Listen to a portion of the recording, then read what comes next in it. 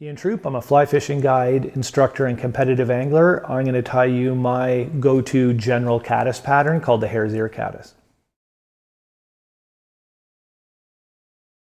I'm going to tie here, a great caddis pattern, a bit of a go-to pattern for me as well. So there's a lot of caddis patterns out there. I think you have to have a couple caddis patterns you really, really like. This is one that I feel very, very comfortable fishing. Again, there's a couple variations. I'm going to show you the base and talk through a couple variations. Great hook for this is a 130 BL Hanak 14-16. It's kind of my go-to for a caddis. This one's a little involved for me. So, I tie this in bigger sizes. Once I get it really small, I tend to just skew to an F-fly. So I can use a black thread, whatever you use, just make sure it's thin. And we're gonna build a thread base. So first variation, there's a fly called a championship caddis.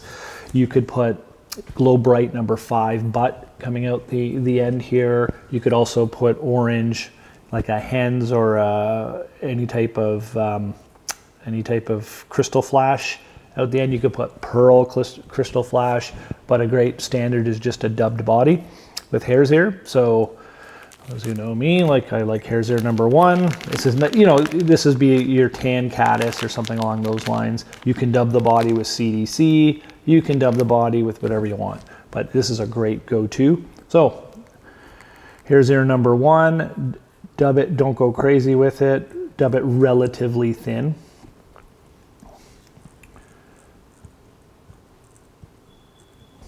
So just touching turns through here. What you want to, if you get like something like that, where you dub it really poorly like I did, just take your thumb and pull it off a little bit. It's a good way to just even it out, good enough. So I've left a little bit of room there, probably a little bit too much. So like anything, pretty easy, just dub a bit more on there. And there we go. So leave a bit of space for your head, and if you don't like it, you can just trim it like this. Okay, pretty thin body, pretty good. You could brush it out if you really want to, but good enough for me.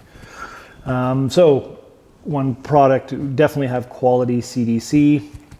There's a reason it floats really, really well. You have people that complain about CDC. Most of it's probably linked to the fact they're not using high quality, or if you're having trouble with CDC, check the quality of your CDC. So this is a pretty good quality CDC. I'm going to use 2 feathers.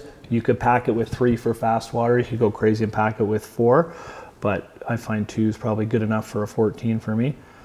And so what I'm doing is I've just laid it on top of each other. That one's got a bit of a bend to it, so I can grab a different one. So these ones, I've lined them up, one on top of each other, like so. I'm going to pull this back, make an overwing.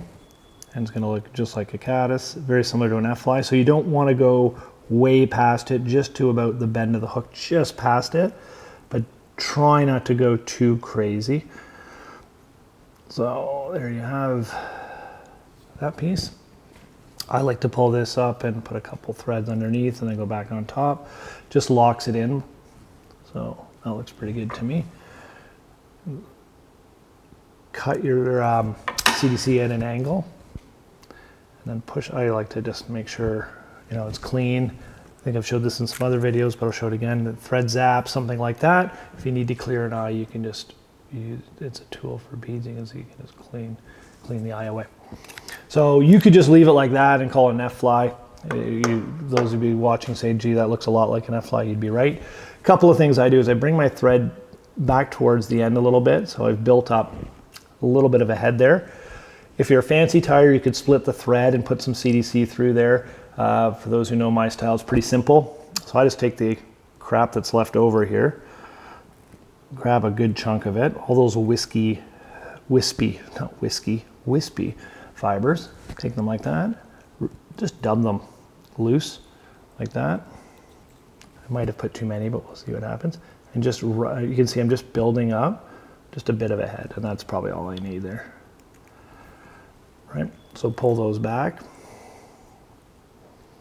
and tie them in. So what you end up with is this nice kind of wispy piece at the top, and then you just take your brushing tool, hold the wing, just brush it a little bit.